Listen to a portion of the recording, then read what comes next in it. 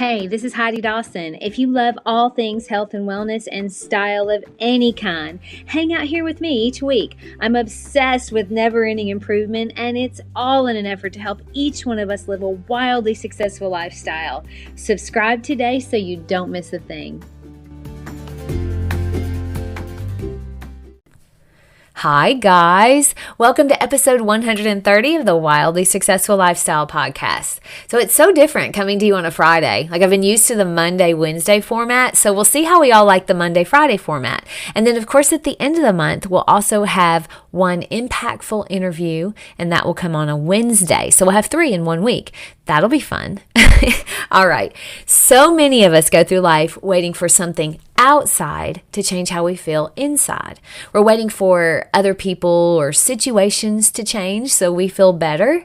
It's more important than ever right now, though, to be absolutely certain that you get to choose the way you feel at any time during the day, regardless of what is going on.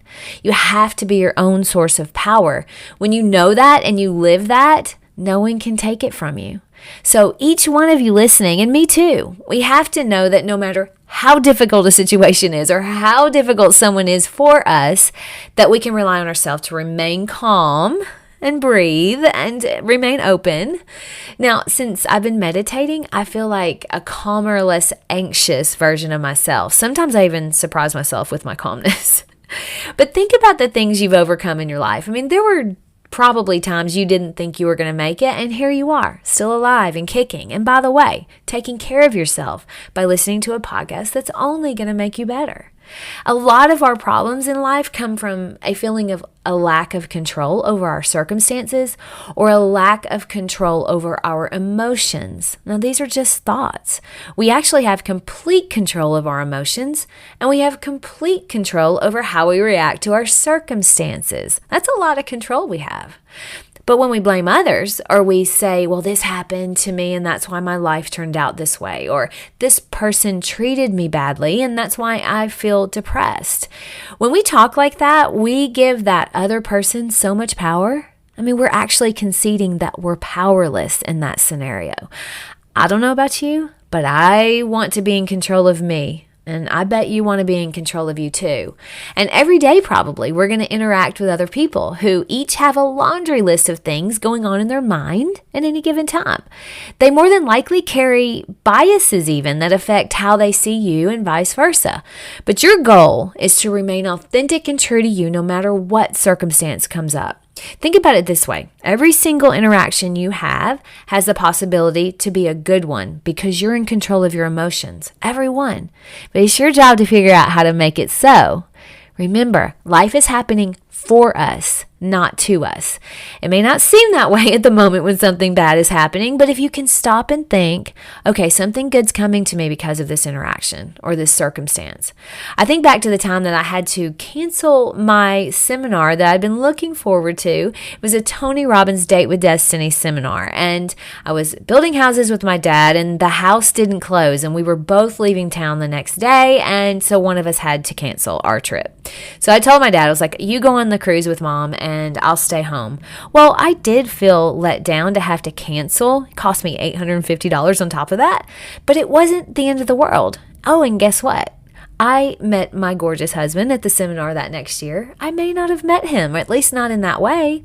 So I bet you can think of a time when you had something not so great happen and something really great happen because of it. The universe has a way of making sure you get on the path you're supposed to be on.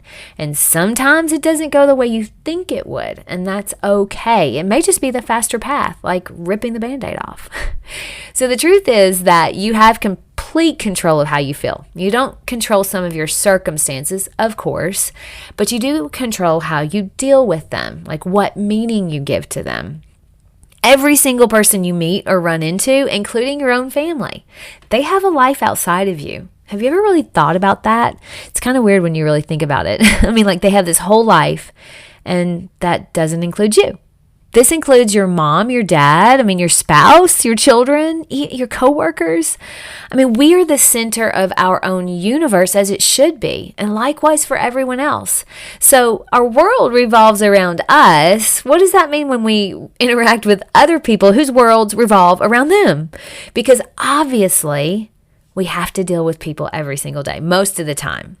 And so think about that. Think about the people you deal with, like the waiter or the waitress in the restaurant, for example. They have a whole life, and you're part of their day for a very small portion of it. Hopefully, it will just be a nice interaction, and you go about your day, and they go about theirs.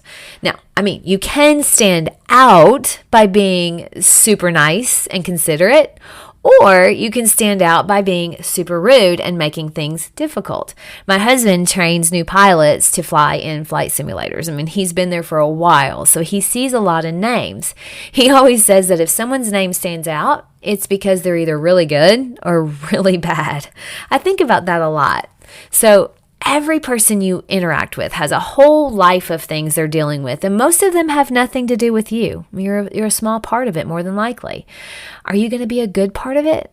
Some of you might be thinking, well, that depends on them. It depends on if my food tastes good, or if it comes on time, or it depends on how they treat me. But you see, that's a trap you're setting for yourself.